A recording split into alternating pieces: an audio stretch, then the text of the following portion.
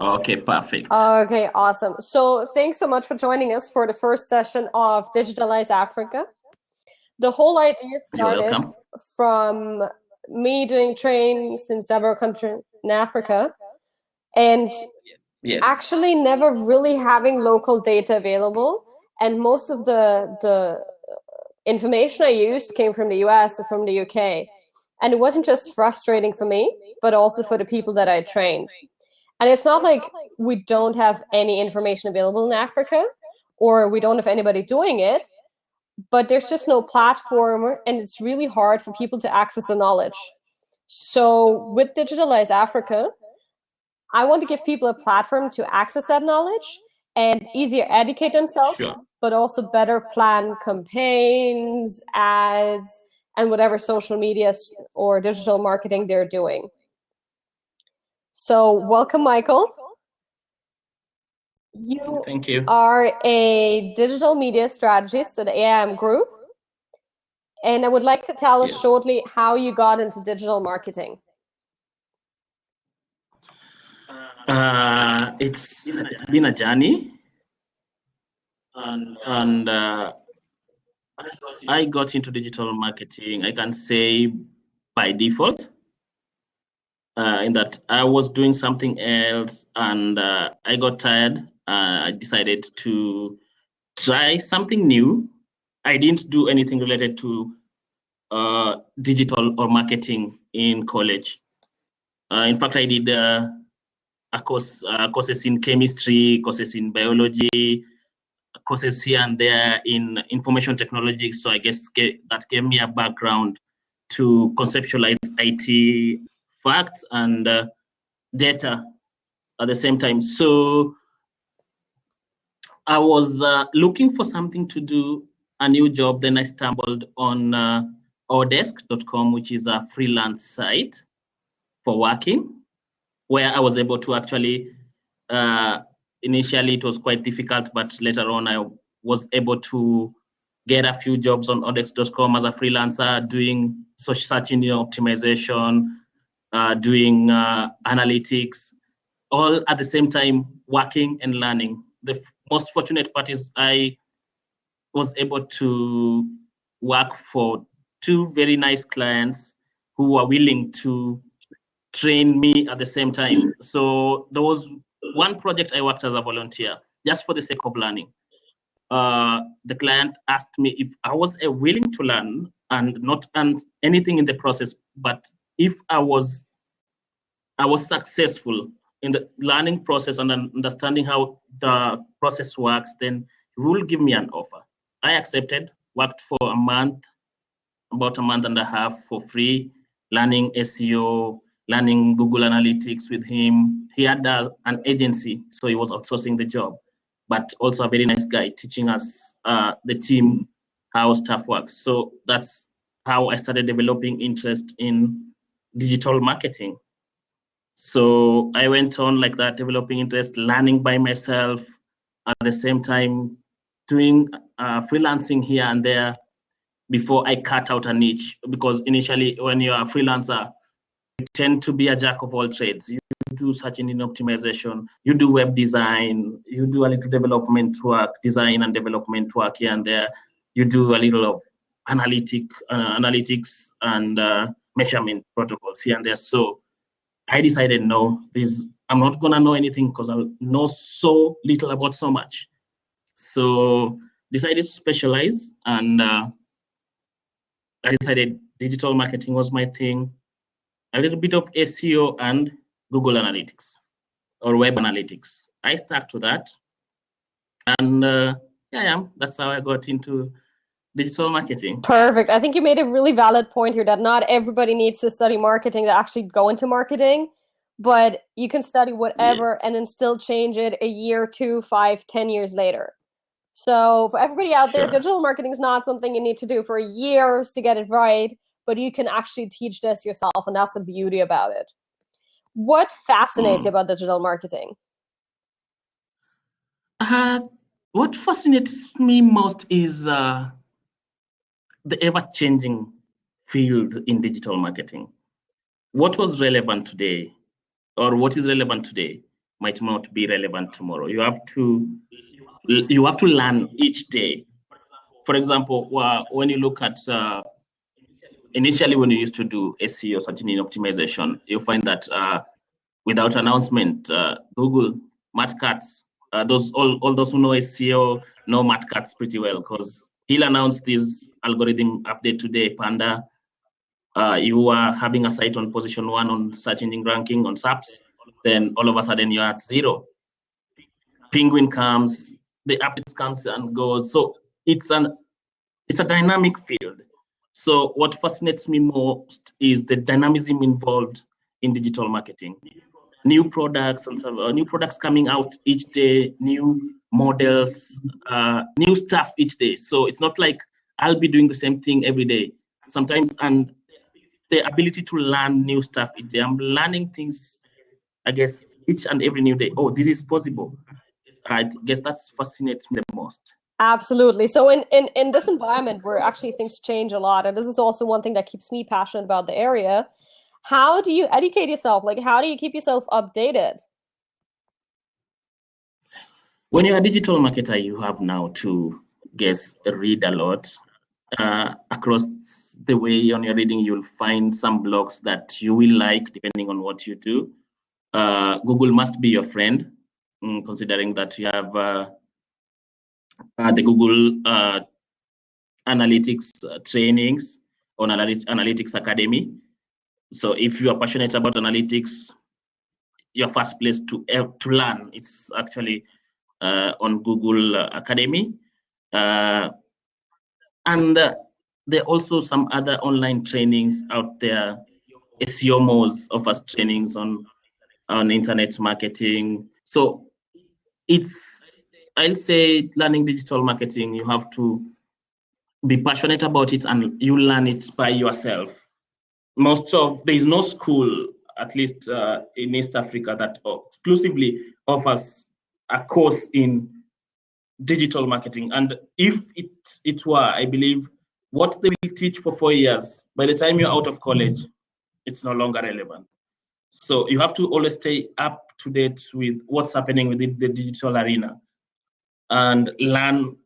The good thing is there's always a lot of information out there, and something new is introduced, somebody is writing about it, a new breakthrough comes out of once a solution that wasn't solved.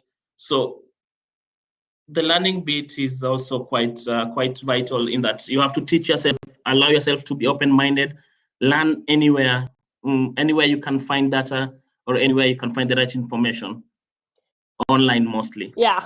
So in a world where most of the stuff is online, is there any like certificates which you would say would be helpful for young people or students to take online, obviously, to get credibility with employers, or that really help them improve their knowledge in digital marketing?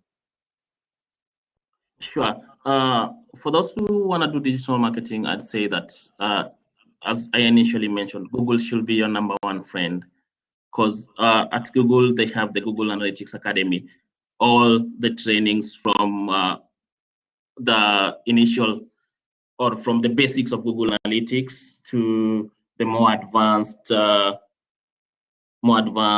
Google Tag Manager implementation and measurement protocols.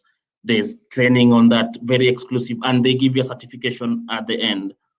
When it comes to AdWords, there's the Google AdWords Academy. There's the AdWords training that goes on DoubleClick as well. There's some training. So you find that in AdWords, you'll also start from the very basic. And McHugh, nowadays, it's free to do an AdWords certification. Initially, when I was starting, it used to cost us $50 to do the Google AdWords individual qualification exams. So it's open and the materials are all there. As long as, what I'll advise is, it's good sometimes to learn as you do, because it gives you a wider perspective of what you're learning. The theory might be much, but you'll understand them better when you have a hands-on approach, maybe setting up the campaigns, optimizing the campaigns. So what you learn, you tend to actually internalize what you learn better when you're having an hands-on approach on the dashboards. Okay, so for a lot of people, a lot of young people especially, they always think, well, I don't have yet enough knowledge to do something. But, as I said, practice is very important in the field. So what would you say is enough knowledge to actually start doing work for somebody? There is no enough knowledge to start working for somebody. I believe the interest, and if you're passionate enough, that's all it requires. And actually the basic knowledge in computer and a little bit of marketing if you know here and there. And be willing to work for free as an intern, as this will give you the opportunity to have a hands-on experience on how digital marketing works. So when for example I'm looking for interns, most of the time we do the interviews and I check on how passionate someone is on learning. That's all. And a little bit basic knowledge on computers here and there. But if he shows the willingness to learn and he or she is very passionate about digital, that's the right candidate. Okay, perfect. Because yeah. So let's get a little bit into the topic that the talk is about today. As said before, there's often perceived that there's not much local information available. So how do you make decisions for your clients, for your local clients, when you do not have the necessary data available that you may need to determine a campaign's success or to actually create a good campaign? Well, yeah, most of the time there's not enough data to base our decisions on. So initially what we do, we try to do a lot of split testing, where we run campaigns in a mode of, say, trial and error, testing various version of creative, testing various version of targeting, and actually building up our data from the ground. So we've been able in-house to accumulate a lot of data that we tend to prorate and use it for our future campaigns. It might not be perfect because it might not answer the exact questions that we are asking at the moment, but the good thing is that this data that we have in-house gives us an overview of the situation and analysis and helps us make the not necessarily correct, but with this testing towards the end, we'll be able to actually align and have the correct campaigns planning or have the correct objectives and KPIs we measure. Okay, and for those people, sorry, I think we have a slight delay in. So our focus initially starting, you don't have any data, you don't have anything, you want to run a campaign. So I guess you'll have to work with the tools that are out there, in as much as they don't have much data, limited data. For example, you'll have to work with the keyword planner or the display planner, the free tools from Google. You'll have to work with the social media tools that are available. So use the basic data allow you to set up an initial campaign. Therefore, from there is when you are able to now pull up maybe a spreadsheet of the data collected after the campaign is over, and maybe store it within your server or something, have a sort of a database where you can be able to rate and get the results or the data that you require to make subsequent decisions. Okay, and also if also we tend to, if you are lucky enough and you're able to get into contact with Google, they have an office in Nairobi, they support the East African region. So you can request for certain data, and most of the time they are always more than willing to help. Yes, I think you made a very important point there. A lot of people are sometimes afraid to ask or don't know that there are certain resources. So when you run campaigns with Facebook or Google, do not be afraid to call them up. Like, give them a call, write them a message, and they're super, super helpful. So that is a very important point. Sure, for those that are rather new to the topic, can you shortly explain what split testing is? Split testing is where you run different versions of the same campaign with slight variations to test out what performs best. For example, I might be running a campaign, but a slight shift in the landing page. Maybe I have a landing page with the position A. I have a form in position B and a form in position C. So I test which form generates the most leads at a cost-effective manner. So that is just a basic testing. That's running the same campaign, slight variations. You might vary your targeting in one campaign, vary your creative in another campaign, and see what works best or what resonates best with the audience, or what works best in achieving your KPI. So that you're able to now say, okay, this has proven to work, so I'll work with this to the duration of the campaign. Okay, and how long would you run these split tests for? Like, do you have, let's say, okay, we run every split test, we run it for 14 days, or is it different from campaign to campaign? Like, how do you measure the time you run it for? It's most dependent on type of campaign that you're running at the moment.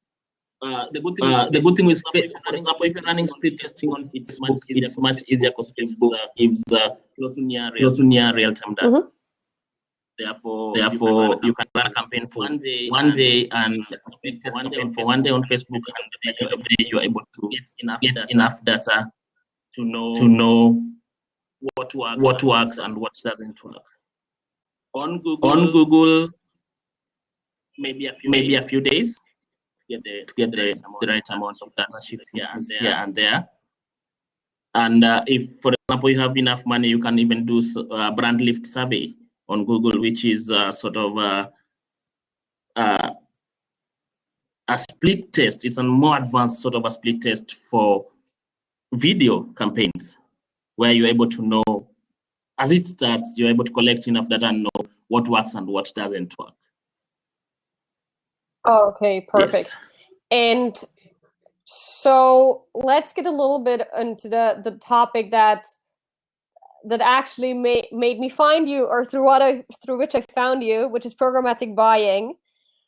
In 2 to 3 sentences, for people who don't know what it is, what is programmatic buying? Programmatic buying is, or let me call it programmatic advertising, is where you advertise or give the right product to the right audience at the right time. So if somebody was looking for a car, you give him the car, an ad for a car, exactly where when he's looking for a car, and you're giving the person who was actually looking for a car. So programmatic buying involves real-time bidding, and in real-time bidding is where you find that the ads enter into an auction in real time. See, the system decides which ad best suits the audience or that specific user at that time, and does it correlate with the bid to show that ad. So it's quite a decision that the system makes in split seconds, but you find that the ad that is shown to the user is very relevant. So it's an effective way of actually managing and showing your ads to the right target audience, in simple terms. Okay, so as you said, there's little local data available. So we're in a very challenging field here. The system is trying to figure out what a user is, but we don't really have that information yet. So how ready is East Africa for programmatic buying? Unfortunately, we can say East Africa is not 100% ready for programmatic buying because of that. Obviously, programmatic buying uses a lot of data to make those decisions. The audience data mapped against other biodata, maybe to define a user and define if an ad by a publisher or by an advertiser is relevant to that user. So when there is no enough data, then you find that programmatic cannot run effectively because these decisions, the system will not have enough or sufficient data to make the correct decision at any given time. So Kenya, I can say, is if I'm to give like 1 to 10 in terms of readiness, where 1 is not ready and 10 is ready, I can say Kenya, we at 7. Tanzania, slightly 5 or 4. Uganda can give it a 4. So, but hopefully moving forward, everyone is moving towards attaining the 10. So we're moving towards being ready or towards actually buying in programmatic, but the real programmatic. But now I can say at the moment we are not ready, honestly speaking, according to my view. Perfect. Well, honesty is very important because it's you really see where you are, and from that you can determine a clear vision of where you want to go. So in 3 years, where do you see programmatic buying? Obviously, in 3 years, Kenya will have hit a 10, Tanzania will have hit a 10, Uganda will have hit a 10, according to my own scale, that I mentioned initially. Consider the growth that is happening in Africa, East Africa, in terms of digital marketing, access to internet, and mobile technology. You find that Tanzania is growing. Just the other day, YouTube was introduced, was officially launched in Tanzania. Currently, it has over 120 million views a month. That data is becoming more affordable. More people are getting connected via mobile devices. Therefore, I don't see us stagnating at the same point we are today in the next 3 years. In the next 3 years, I think we'll all be ready for programmatic. We'll have enough data, we'll have enough connections, we'll have the right technology. I believe technology is there, but our limitations are around the data.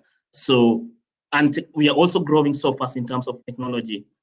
So in 3 years, boom, I guess we'll be running programmatic. I'm quite certain. Well, the right people are leading it already. Sure. So we'll definitely get there. Last question for today. Is there any tip or advice you want to give young people, students, startups that want to get into digital marketing? What is important to know? I guess anyone who wants to get to digital marketing should have an open mind and be willing to learn. That's all I can say. If you're passionate about it, you're willing to learn, and be willing to do an internship somewhere where real digital marketing is done, maybe for a month, and then you'll be able to know, is this right for me? Because you find that within digital marketing, there are quite a number of things that you can do. Some of us started at search engine optimization, went to web analytics, and shifted, went to now media planning and strategy. So I guess it's, in as much as it's also dynamic, you also have to be dynamic and be willing to learn, shift to the right direction. Then I guess you'll be good. Perfect. And if people want to reach you and want to know more, how can they do that best?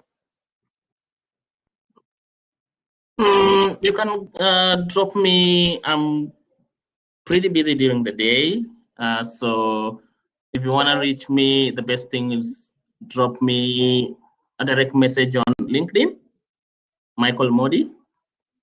Yeah, so and or catch me on social media. I'm say Michael Modi, social media, Facebook, and definitely I will respond. Perfect. So here a tip for everybody, because I've seen this happening a lot with myself. Like, I'm just getting friend requests, I'm just getting LinkedIn requests.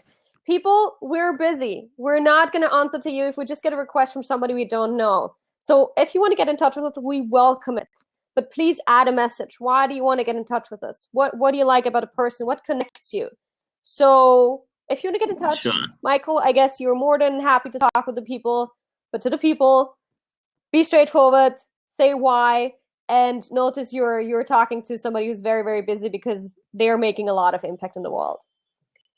With this, I'm ending this talk. Sure. Thank you so much, Michael, for attending it, for participating, for sharing all your knowledge. It was a pleasure.